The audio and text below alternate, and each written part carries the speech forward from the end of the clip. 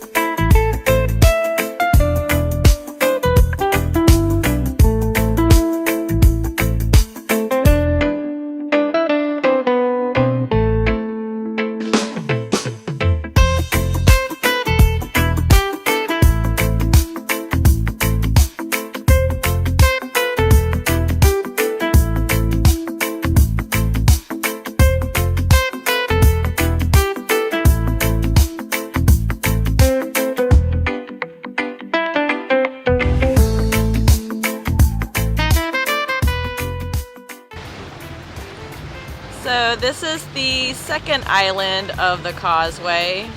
This was the island that we hung out at most, you know, before Ian. There used to be more trees, there were Australian pines, but they've been here forever, but they were invasive, so then they decided to finally cut them down too. Coconut palm trees are invasive too, but they don't cut those down. Right? And sadly, my thoughts are, the next storm that comes around, all of these garbage bins are gonna be in the water, sadly. But, you know, we just still need garbage cans so people can throw their stuff away. Hopefully they put it in the right receptacles.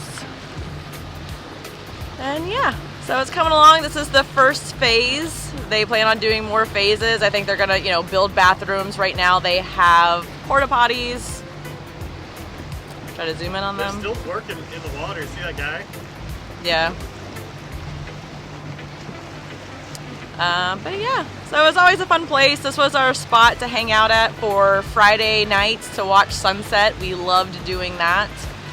And before we had a boat, you know, we would come here if we didn't feel like fighting the traffic to go to Fort Myers Beach. So there you go. Of course you got a Freedom Boat Club guy just gonna pull right up. Yeah, it's not open yet.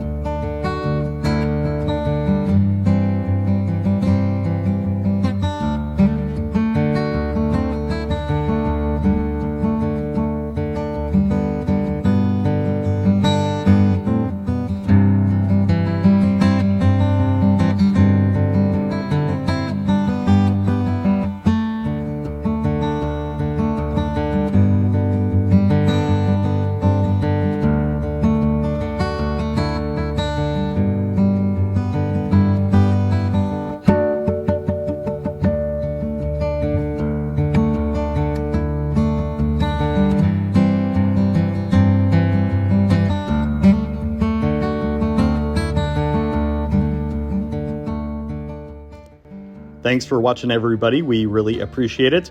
If you love boating in Southwest Florida, definitely hit that subscribe button and check out CaribbeanCastaways.com. We have a whole bunch of boating books, guides, maps, and some merch there. Thanks again, everybody. Hopefully we will see you out there on the Sanibel Causeway Islands. Cheers.